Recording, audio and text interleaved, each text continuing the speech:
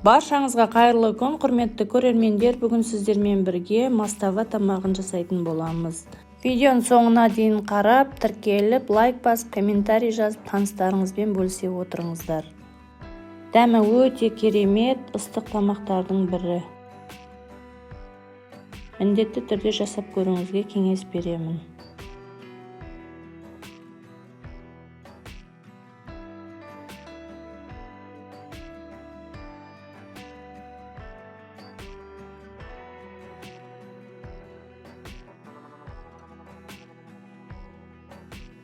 Мастава үшін бізге қажетті бір үлкен картошка, бір пияз, бір сәбіз, жарты кесе ловия, жарты кесе маш, жарты кесе күріш, 200 грамм ет керек болады.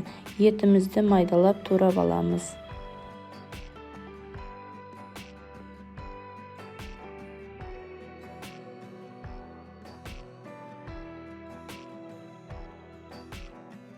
Пиязды да майдалап турап аламыз. Қазанға майды құйып, қызғаннан соң етін саламыз. Етін жақсылап қуырып аламыз.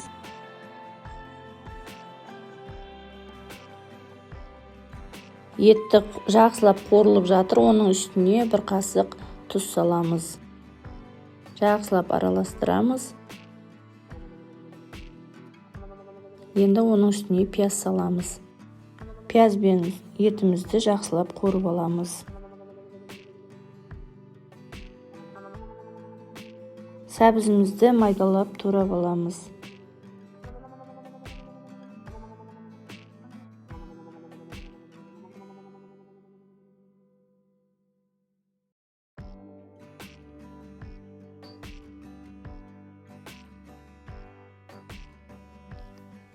Енді қазанға сәбізімізді бірге қосып саламыз.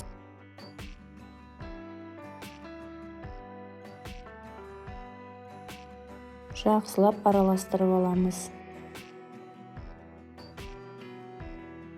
Оның үстіне жарты қасық томат саламыз. Бәрін жақсылап араластырып алғасын, оның үстіне қазанды толтырып су құйдым. Менде қазаным тым үлкен емес. Қазанымыз қайнады, енді оның бетіне осылай көбігі шығады, көбіктерін алып тастадым.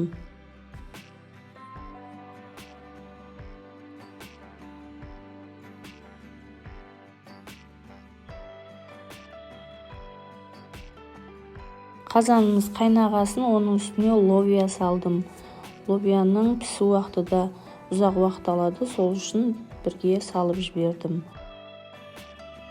Егер ловия болмаса, ловия салмай жасасаңыздар да болады. 5 минут өткеннен кейін маш салдым. Енді оны 10-15 минут аралығында қайнатып аламыз.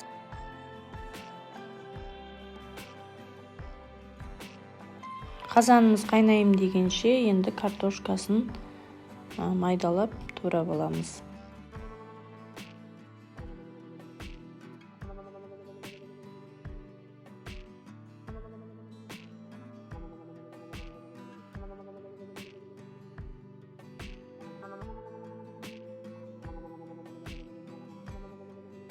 Қазанымыз әдемі қайнап жатыр, енді оның үстіне картошкасын саламыз.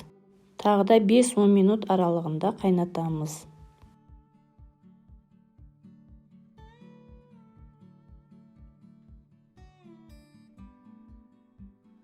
Қазанымыз қайнап, сорпамыз қоюланып жатыр. Енді оның үстіне жаңағы күрішімізді саламыз. Тағы да күрішіміз пісемін дегенше 5-10 минут аралығында қайнатып аламыз. Міне осылай біздің мастава тамағымыз дайын болды. Өте керемет, өзі осылай қоюланып шығады. Балаларыңыз сүйсініп ішетін болады. Міндетті түрде жасап көрсеңіздер болады. Өте керемет, дәмді сорпа.